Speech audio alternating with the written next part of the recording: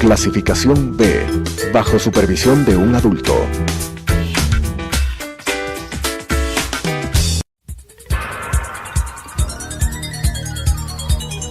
Las opiniones vertidas en este espacio por la producción y dirección del programa son de exclusiva responsabilidad de sus autores y de quienes intervienen en ellos.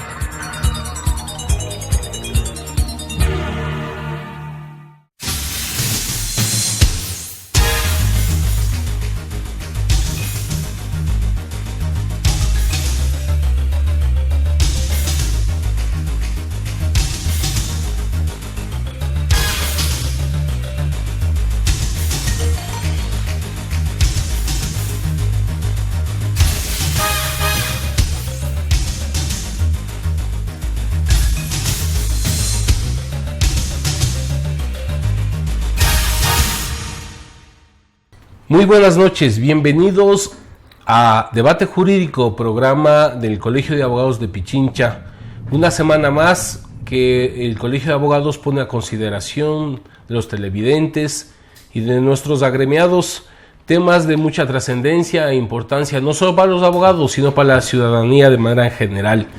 Por eso el día de hoy nosotros vamos a abordar los resultados electorales, las impugnaciones, el Exipol y otros elementos que hemos escuchado durante toda esta semana, para lo cual indudablemente el Colegio de Abogados se apoya en personas con mucho conocimiento. Queremos agradecerle una vez más al doctor Richard Ortiz. Él es doctor en jurisprudencia por la Pontificia Universidad Católica de Ecuador, PhD en Ciencias Políticas en Alemania, a la vez catedrático universitario.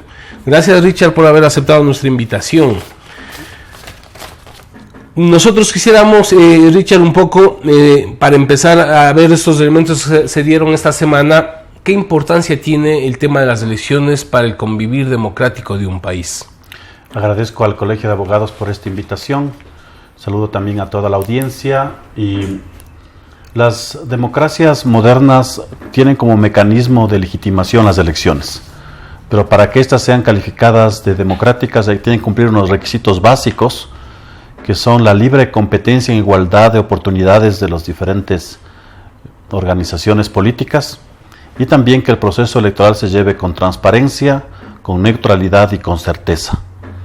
Esto es el requisito mínimo para que una democracia pueda ser calificada como una verdadera democracia, y hay otros componentes más que hacen que las autoridades públicas también tengan que sujetarse a la separación de poderes y al Estado de Derecho.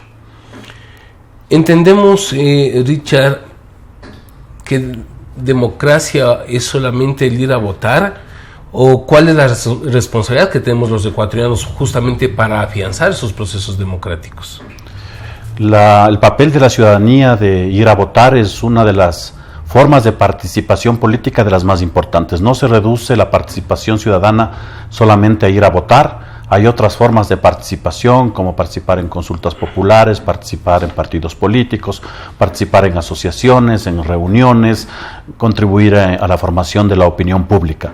Pero en las democracias modernas la elección es una forma de participación fundamental en la que participan todos los ciudadanos cumpliendo ciertos requisitos. Y los ciudadanos deben tomar en cuenta la importancia de su acto en las elecciones, puesto que contribuyen a constituir la autoridad pública y a legitimar el sistema político. Gracias, Richard. Entonces, ahora sí, ¿qué pasó en el Ecuador? Los televidentes quieren tener claro esto. Primero se habla del Exipol, ¿no es cierto? 3 empresas que para el gobierno son de oposición, entre comillas, por lo tanto no son valederas sus resultados. Se habla de un conteo rápido a través de participación ciudadana. No sé si el propio proceso de conteo rápido del CNE tiene una validez jurídica, ya que todos conocemos que el Código de Democracia establece pasos, momentos para legitimar justamente el proceso de escrutinios. Ayúdanos a aclarar estos elementos. Más allá de los resultados, hay unos problemas institucionales graves en el Ecuador. Yo quisiera mencionar estos antes de entrar al análisis particular. Cuando en el fútbol, por ejemplo, juega Ecuador-Argentina, siempre se intenta poner que el árbitro sea de otro país, que sea peruano o brasileño. El problema en el Ecuador es la falta de independencia de las funciones del Estado y en particular de la autoridad electoral.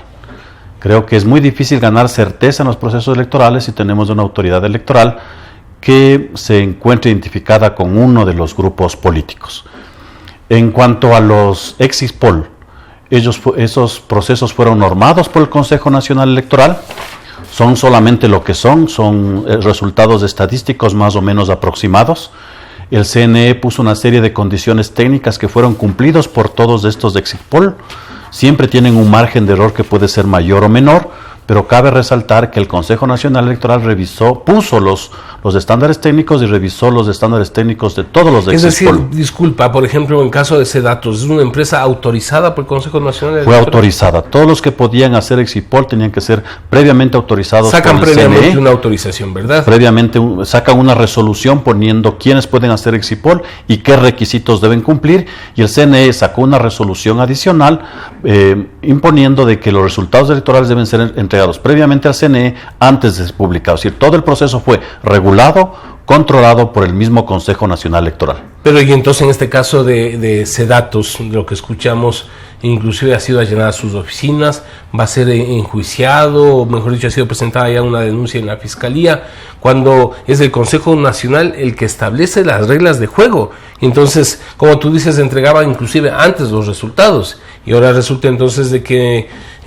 quien establece un exit poll diferente al deseo de los gobernantes corren el riesgo de ir a la cárcel. Ese es el problema que vive el Ecuador actualmente. Es decir, no es un problema de norma jurídica, sino es un problema político. Hubieron otras empresas que también dieron sus resultados electorales previos que tuvieron un margen de error bastante considerable y sin embargo no fueron perseguidas.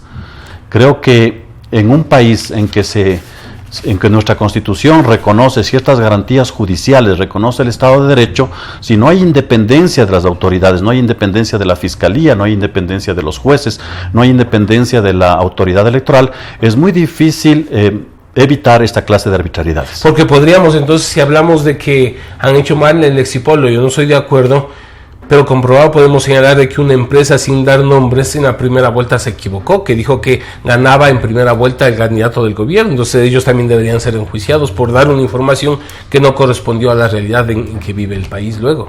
Este es otro de los problemas del Ecuador. Es decir, solamente aquellos grupos no identificados de alguna manera con aquellos que gobiernan son perseguidos sistemáticamente. A veces se les impone lo que manda la ley, incluso lo que no manda la ley, y aquellos otros grupos que tienen alguna identificación con el grupo de gobierno no se les aplica la ley, son muy laxos en la aplicación de la ley e incluso escapan a las sanciones establecidas en la ley.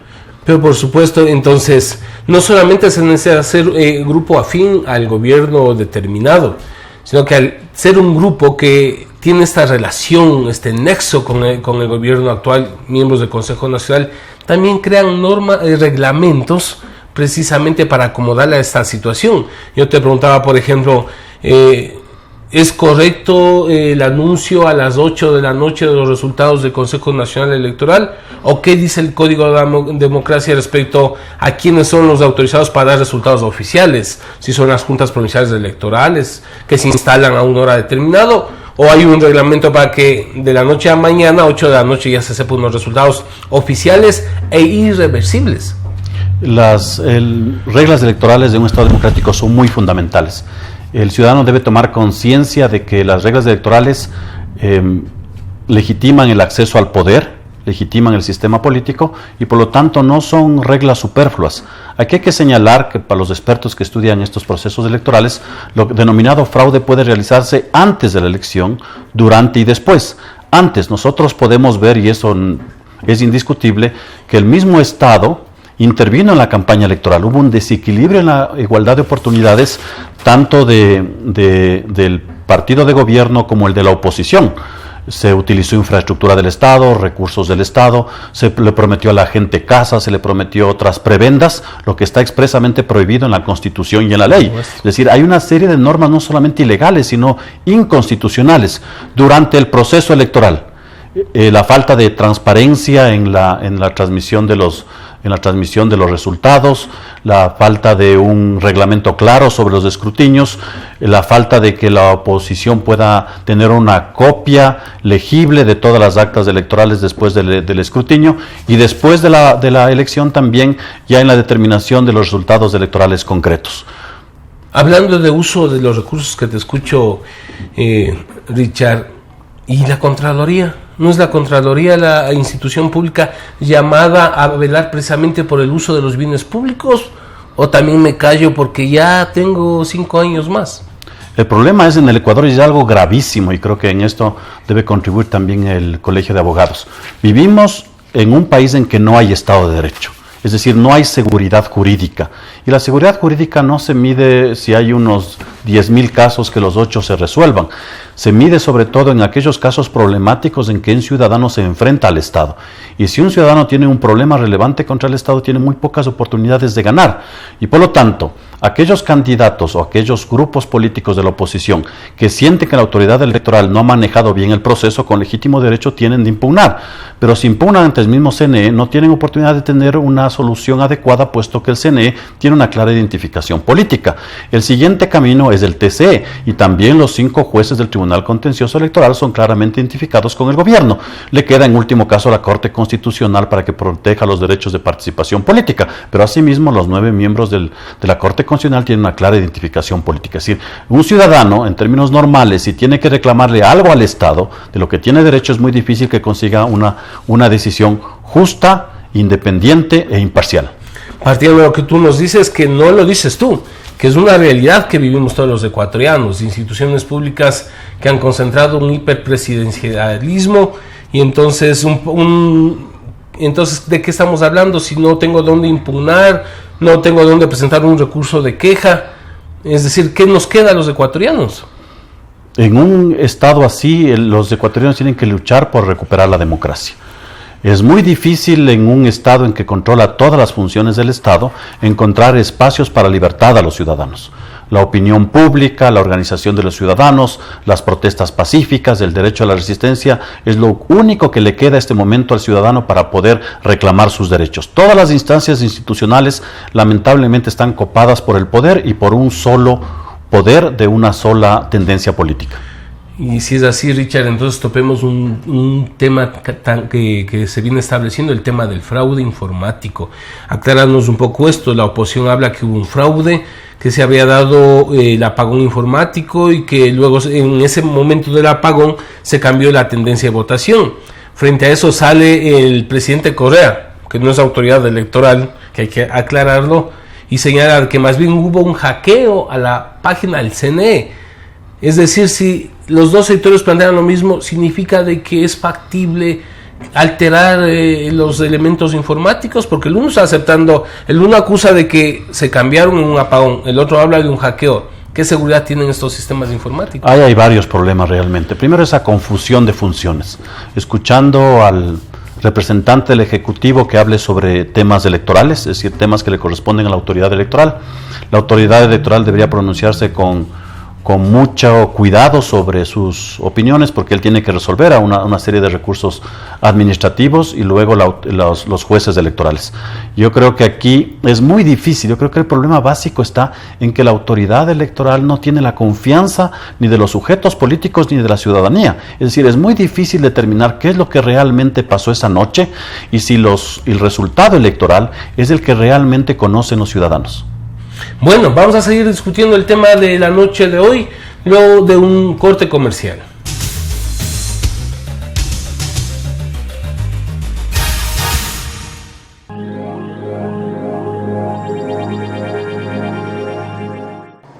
Adriana, cancélame todas las reuniones. No voy a ir a la oficina. Estoy con una jaqueca que no aguanto. ¡El jefe no viene!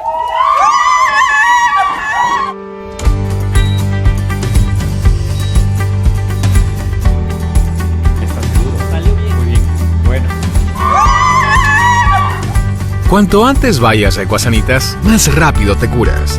La empresa de medicina prepagada que cuida de ti. Ecuasanitas. Es bueno estar sano.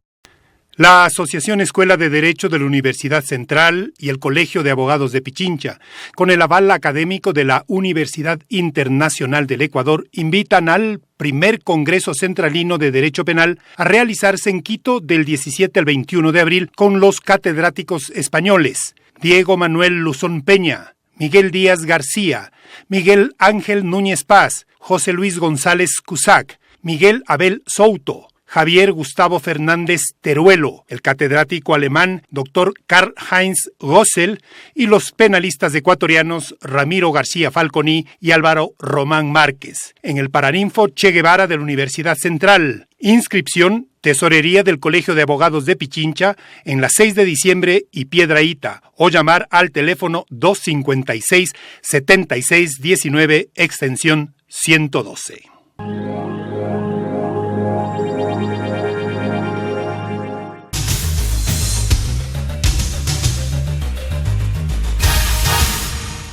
Continuamos con debate jurídico del Colegio de Abogados de Pichincha, con nuestro tema de hoy, los resultados electorales e impugnaciones, para lo cual contamos con un conocedor de la materia, el doctor Richard Ortiz. Por supuesto, tú planteaste al último un tema que me parece importante, la confusión, dices, de las funciones. Y no lo dices tú, sino que es palpable.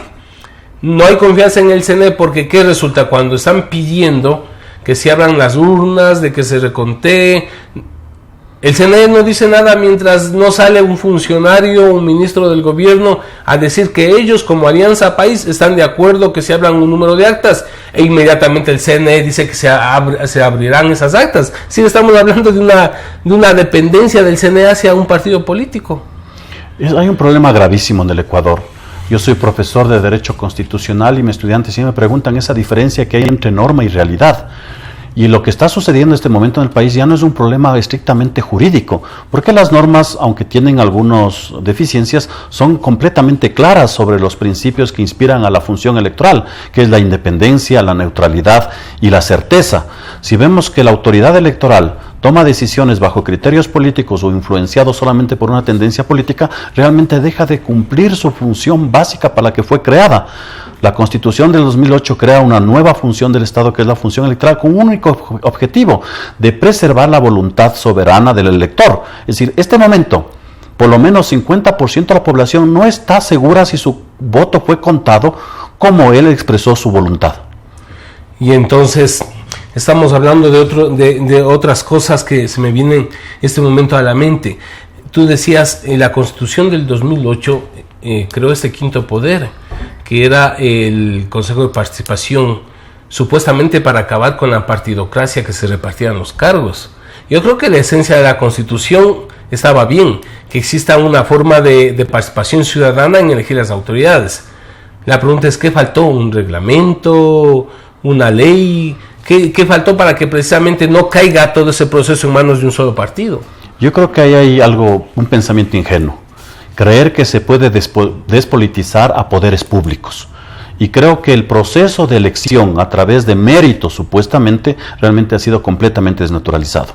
En las democracias que funcionan, en las democracias europeas, el que sigue eligiendo autoridades públicas con relevancia constitucional sigue siendo el poder legislativo y a veces con intervención del Ejecutivo. Es preferible ahora tener un CNE en que estén representadas las 5, 6, 7 fuerzas políticas, que tener un CNE con una sola tendencia política.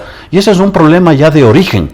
Nosotros no vamos a saber, y no sabremos, y el ecuatoriano no va a saber cuál fue realmente el resultado, no porque no haya resultado, sino porque la autoridad electoral no tiene esas características que la definen: independencia, neutralidad y certeza. Es decir, alguien decía, no decidimos los que votamos, sino el que cuenta los votos.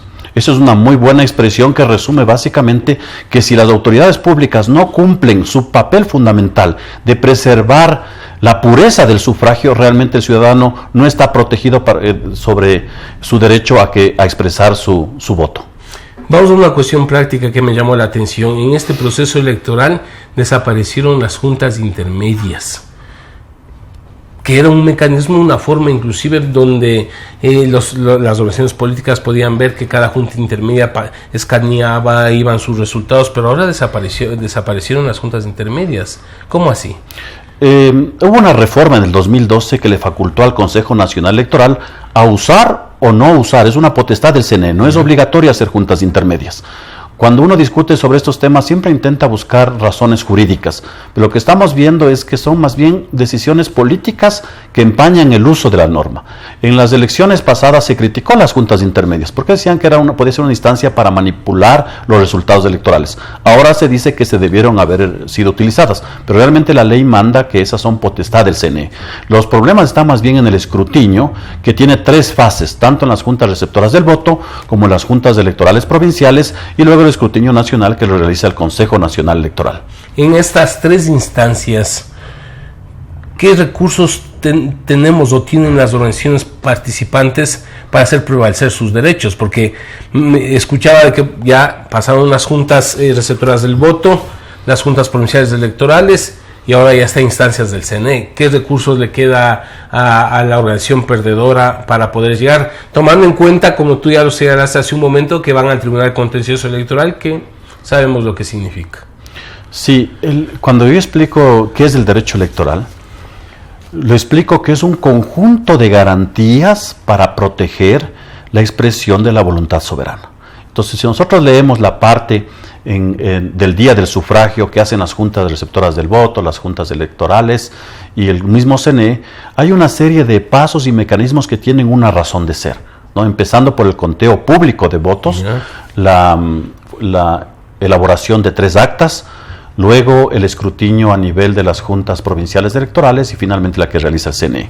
Bien, estamos ya en la fase del CNE. El CNE comunicó hoy por la mañana que iba a hacer ya la notificación con los resultados electorales. Sobre esos resultados electorales, sobre el resultado numérico, los partidos de la oposición pueden proponer una objeción en 2 días para que se revisen esos resultados electorales y el Consejo Nacional Electoral en teoría podría ordenar la apertura de urnas para que se cuente voto a voto. Si se podría, si es posible todavía pelear por el conteo voto a voto. Se podría pelear, lo que va a ser difícil es que se cuenten todas las urnas. ¿Qué tiempo llevaría eso? Habría que demostrar primero en que todas las urnas hay algún problema que justifique que se cuenten los votos según lo que establece Pero el Código de ley. Democracia no establece si hay un porcentaje de actas con problemas que demostrarían indudablemente inconsistencias, la posibilidad de que se abra todo el proceso. La ley habla sobre cierto número de actas para declarar la nulidad de las votaciones, la nulidad del escrutinio, la nulidad de las elecciones, ¿no?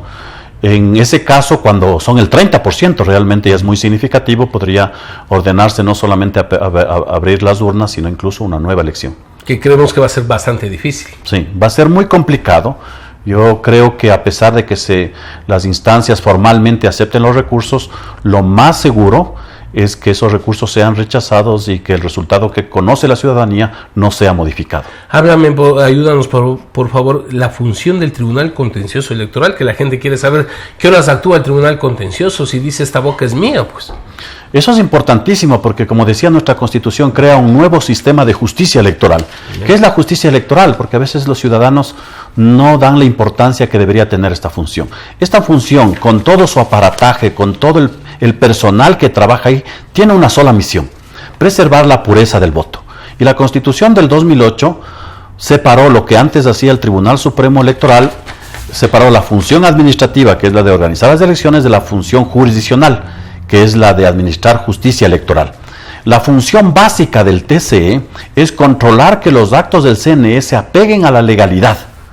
Y es por eso que todos los ciudadanos en el proceso electoral, todos los sujetos políticos y movimientos políticos, cuando no están de acuerdo con una resolución del Consejo Nacional Electoral, pueden recurrir al Tribunal Contencioso Electoral para que, en derecho, con jueces especializados, con imparcialidad e independencia, resuelvan sobre las diferentes impugnaciones electorales. Eso que me preocupa, de imparcialidad, porque eso no es una garantía. Nosotros sabemos quién dirige, inclusive todos sabemos, los ecuatorianos, quién es la cabeza del Tribunal Contencioso Electoral, que precisamente son parte de una familia cercana o que apoya permanentemente al presidente de la República. Nuestra preocupación, Richard, es, para ir en esta parte cerrando, resulta de que no hay flexibilidad del gobierno nacional y tampoco una actitud del CNE. Ellos se cierran en decir o tapar los errores, Pero eso, claro, lo podrán imponer, pero estamos enfrentando a un país en las calles, movilizados, en resistencia, que realmente le quita legitimidad al gobierno. No sé qué opinión te merece. Yo creo que inclusive por el elemento que tú señalabas de transparencia, debería darse la posibilidad de que se cumplan todas las impugnaciones, todas las quejas que plantea el candidato perdedor, inclusive para salud de ellos mismos. Lo que está sucediendo en el Ecuador es muy peligroso y preocupante, porque los ciudadanos, al ver que los canales institucionales no funcionan, al ver que la autoridad electoral no es imparcial, no es neutral, al ver que los jueces electorales tampoco son imparciales, el único camino que les queda es la protesta. Esperemos que esa protesta no se desborde. El cálculo que está haciendo, creo yo, el gobierno es simplemente político, es decir, mantener el poder, estabilizar el poder e incluso contra la paz social.